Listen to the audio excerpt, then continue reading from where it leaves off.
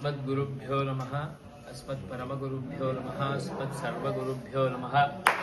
श्रीमते रामानुजाय नमः। अस्मद्गुरुपरम्परायै नमो नमः। यतिवर्यकृपापात्रं यतेराराधनेरतं भारद्वाजकुलोद्भूतं वङ्गीशार्यमहं भजे। रामानुजस्य पदपङ्कजमाश्रयामि, रामानुजस्य करुणामनुसन्दधामि, रामानुजस्य जनपादरजो वहामि, रामानुजाय नमः इति अनिशं वदामि।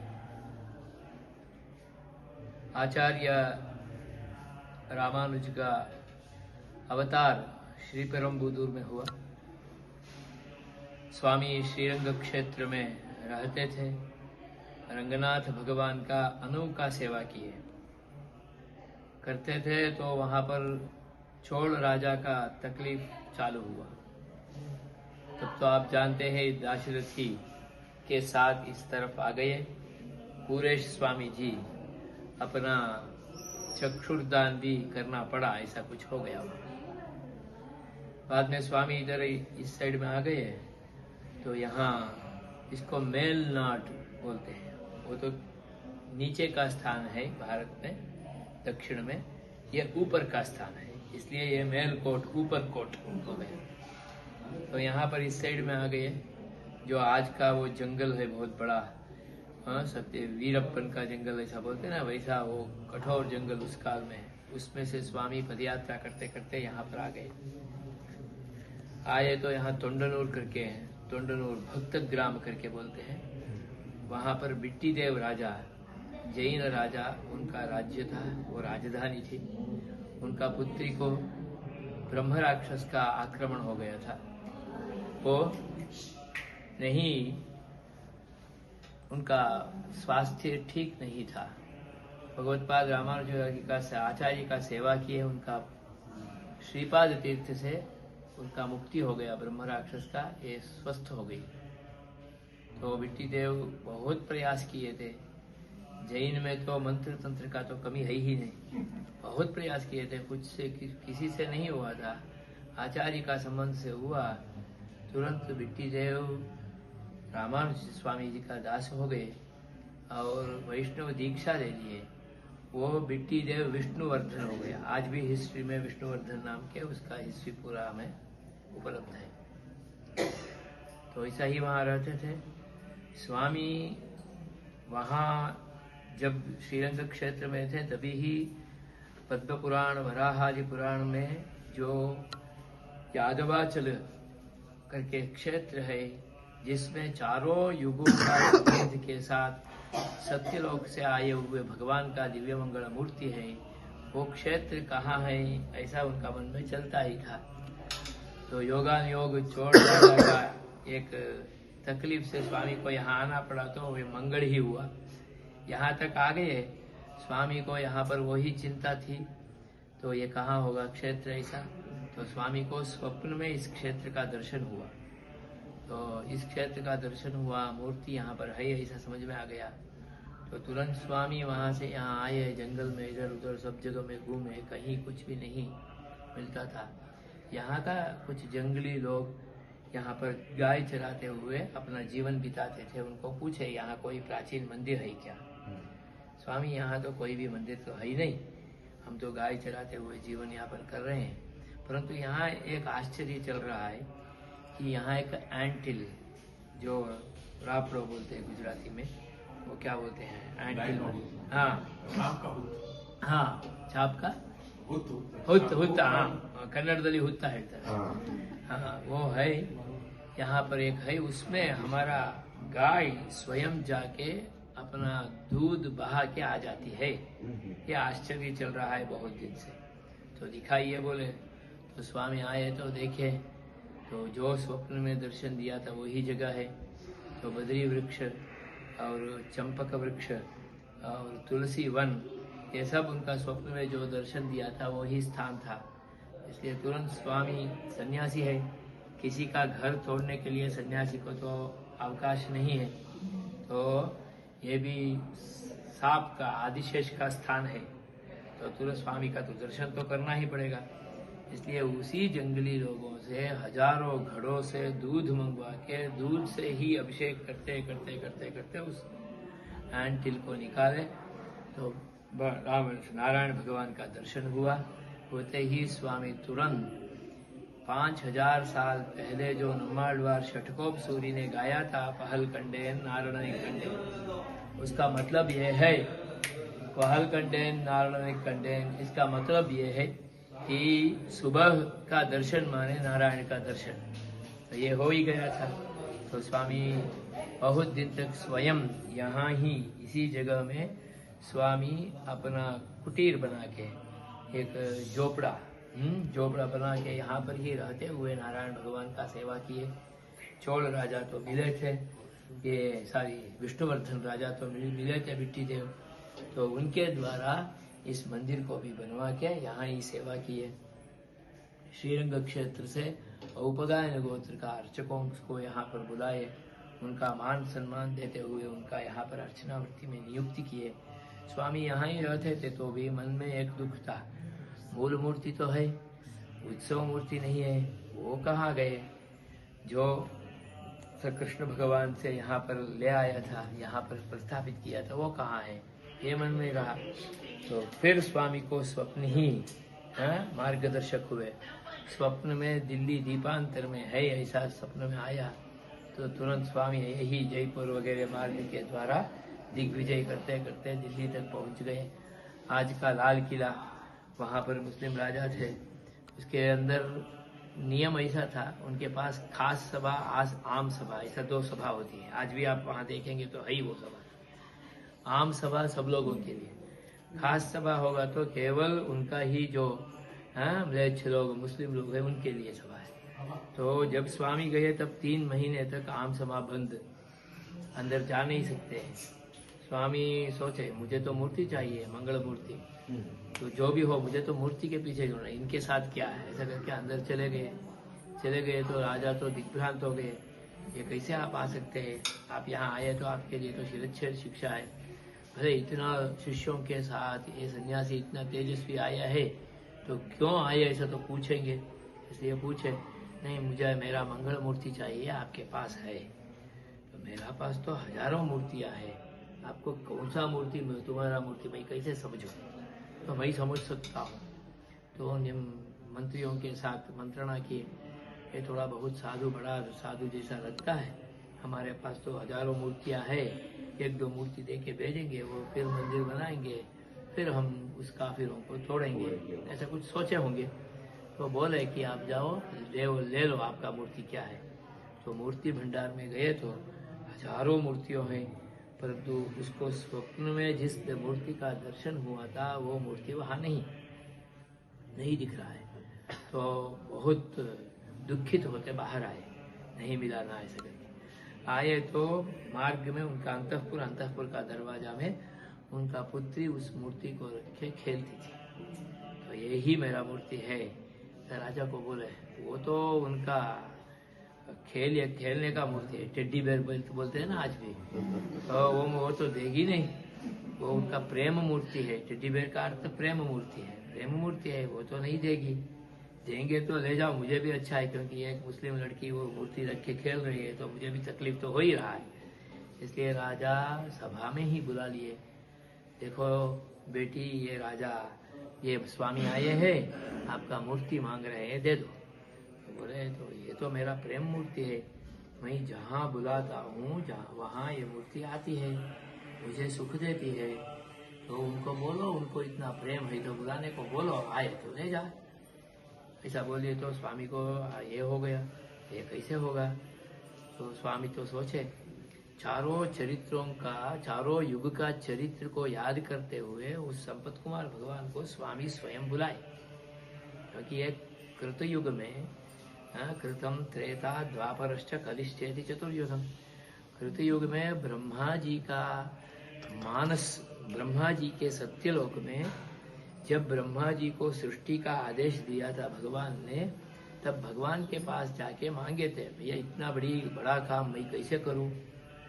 ऐसा पूछे तो मेरा सहारा आपके लिए है, ऐसा करके क्षीर सागर में सोया हुआ भगवान अपना हृदय से एक मंगल मूर्ति को निकाल के उनको दिए, ये मूर्ति आपके साथ रहेगा, भगवान का सहारा, मेरा सहारा लेके आप करो, आप ये वेद में कहा गया वैसा आप सृष्टि कार्य कर सकते हो। तो बोले तो इसका सहारा लेके सत्यलोक में आ गए, सृष्टि कार्य करते थे।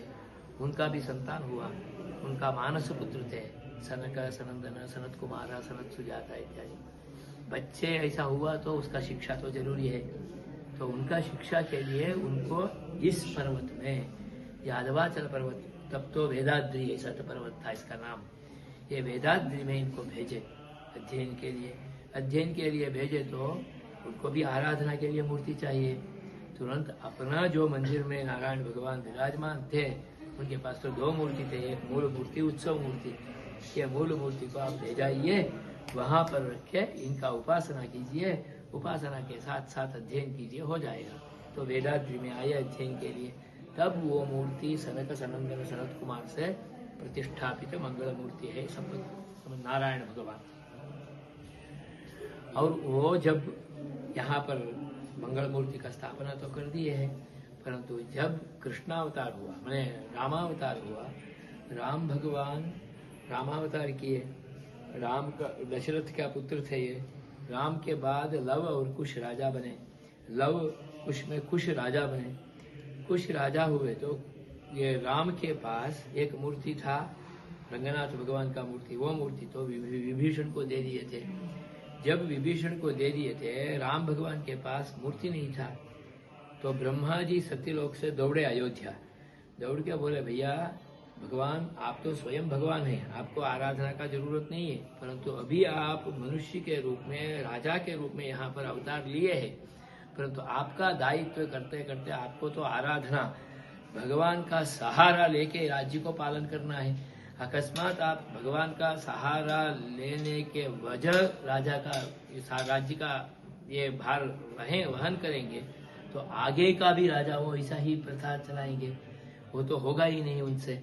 इसलिए आपने ही दिया हुआ मूर्ति मेरे पास है, ये आप रख के राज्य का सम्मान कीजिए, ऐसा करके संपत कुमार भगवान को तब ब्रह्मा जी अयोध्या में राम भगवान को दिए थे। वही मूर्ति उनके पास आराधना में आई थी, तो वो मूर्ति कुश महाराज के पास आया।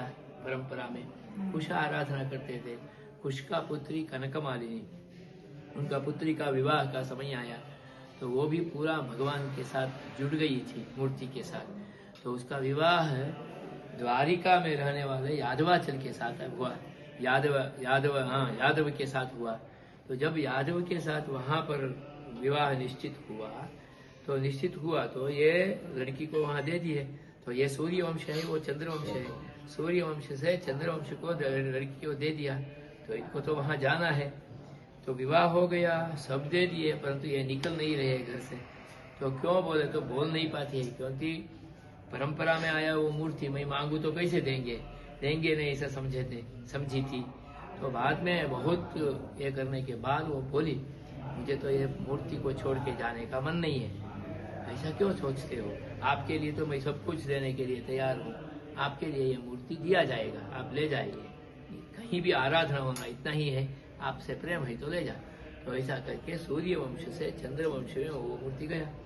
परंपरा में तो कन्हैया आए, कन्हैया का उसका दायित्व भी मिला, आराधना करते थे।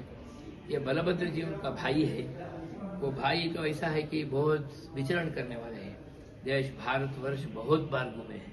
तो ऐसा ही घूमते घूमते आए तो यहाँ पर नारायण भगवान का दर्शन किए, तो उनको आश्चर्य हो गया, ऐसा ही मूर्ति तो मेरे भाई के पास है, तो उनको यहाँ ले आके दर्शन तो मुझे करवाना ही है, ऐसा उनका मन में संकल्प हो गया। गए फिर कन्हैया के पास।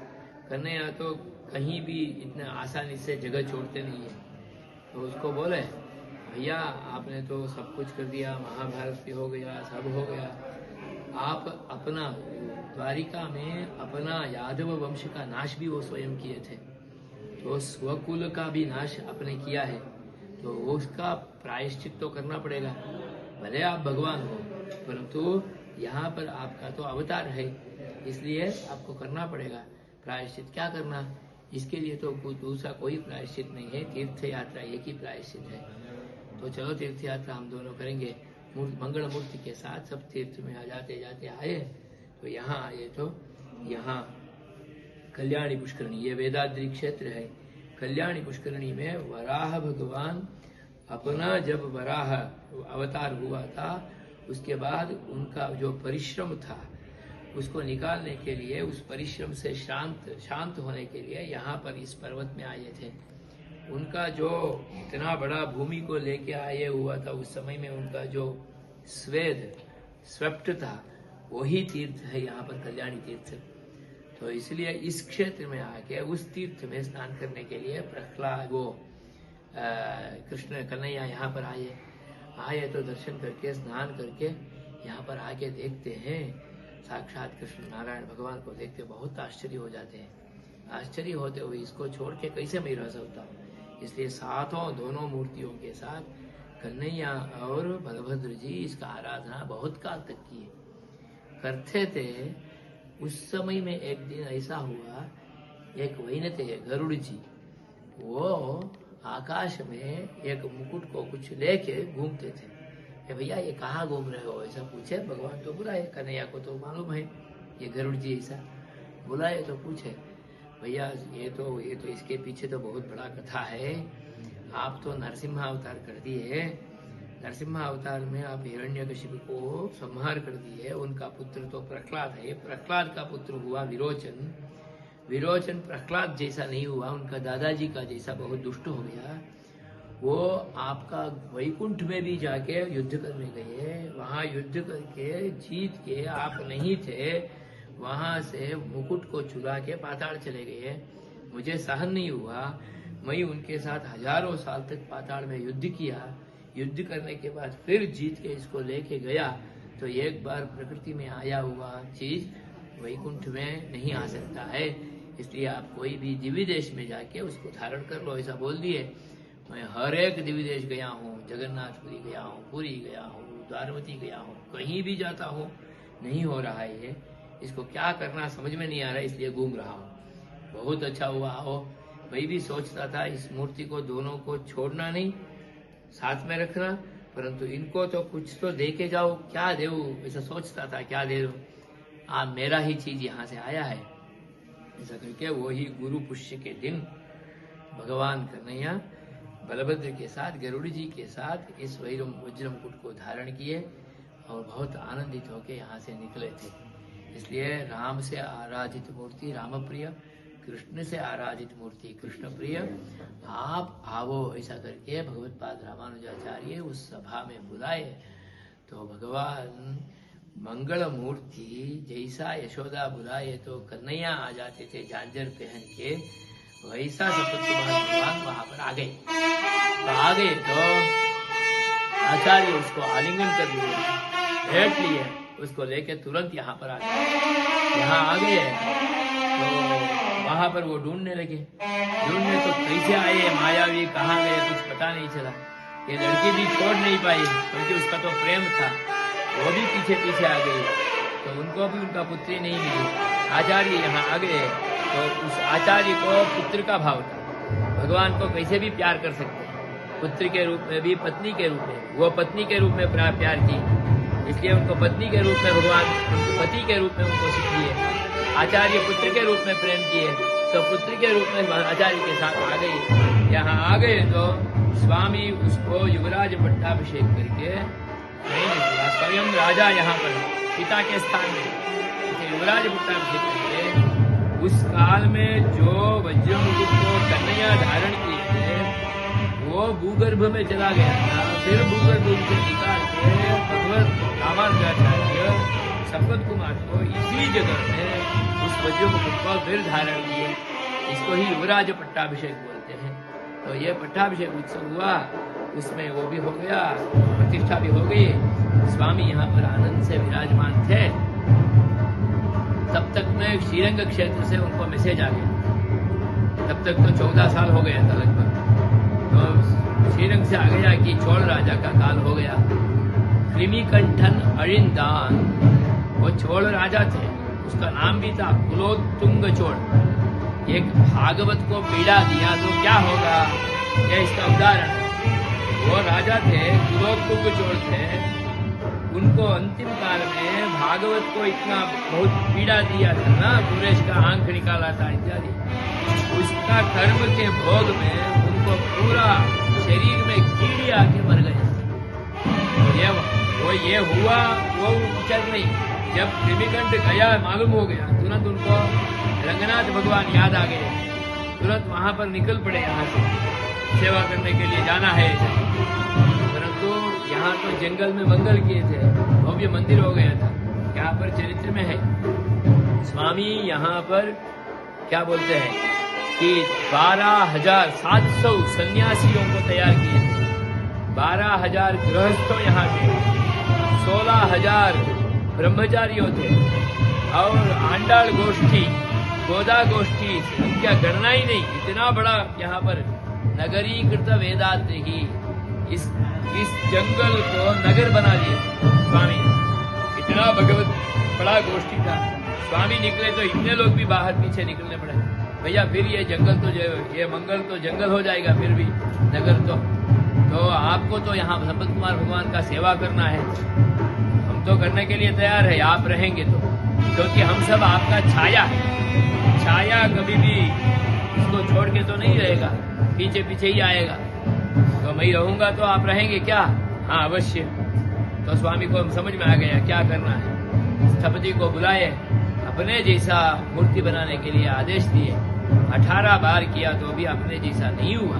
बाद में स्वामी अनंत प्रथमम रूपम लक्ष्मण शततः परम बलभद्र स्तुति अस्तु कलौ कश्चित भविष्यति, ऐसा अपना अवतार का रहस्य का अनुसंधान करते करते अभी करो होगा, तब अपना जैसा मूर्ति हुआ, उत्सव मूर्ति।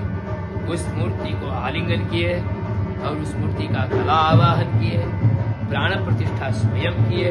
जगत में ये एक ही मूर्ति है, अपना मूर्ति को स्वयं प्रतिष्ठा किया हुआ मूर्ति। और ये लोगों को तो साबित तो करना है मैं यहाँ हूँ ऐसा, क्योंकि मैं हूँ तो मैं आप रहेंगे ऐसा बोले थे, तो इसलिए स्वामी स्वयं उनको रामाभिषेक ऐसा बोलते हैं, तो मूर्ति से आवाज निकलती है क्या, नहीं देन मैं यहाँ हूँ, ऐसा स्वामी का मूर्ति का आवाज, मूर्ति से मंगल मूर्ति से आवाज आती है। तब ये लोग विश्वास करने के बाद स्वामी मैं यहाँ पर रहता हूँ, मेरा पुत्र है यह संपत कुमार भगवान, इस संपत कुमार भगवान को आपको लाडला पुत्री के रूप में सेवा करना। कैसे करना वो भी लिखते हैं स्वामी, तमिल में है कणतिंकर पिल्लै पोले पार्क वेणम। इसका अर्थ ये है एक कुआं, और वो भी फ्लोर लेवल में रहता है, भूमि के लेवल में रहता है, आज भी होगा बहुत जगह। उसका पानी खींचने के लिए माता वहां जाती है, कपड़ा धोती है, बर्तन भी साफ करती है, वहां साथ में अपने लल्ला को भी ले जाती है। सेवा करते वक्त एक आंख सेवा में रहती है, एक आंख लल्ला के ऊपर रहती है।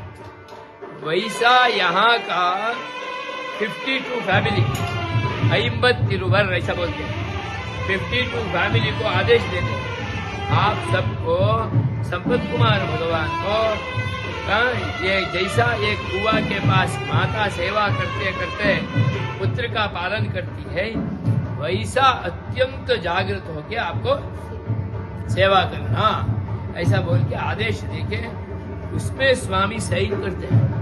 स्वामी का देखिए कितना उनका योग है, उन्होंने 9 ग्रंथ रचा, श्री भाष्य रचा, वेदार्थ संग्रह किया, गीता भाष्य किया, गद्यत्रय किया, कहीं भी अपना हस्तांकन नहीं किया, मैंने लिखा है ऐसा भी नहीं बोले, परंतु ये एक ही ग्रंथ है, इसका नियमन पड़ी बोलते हैं।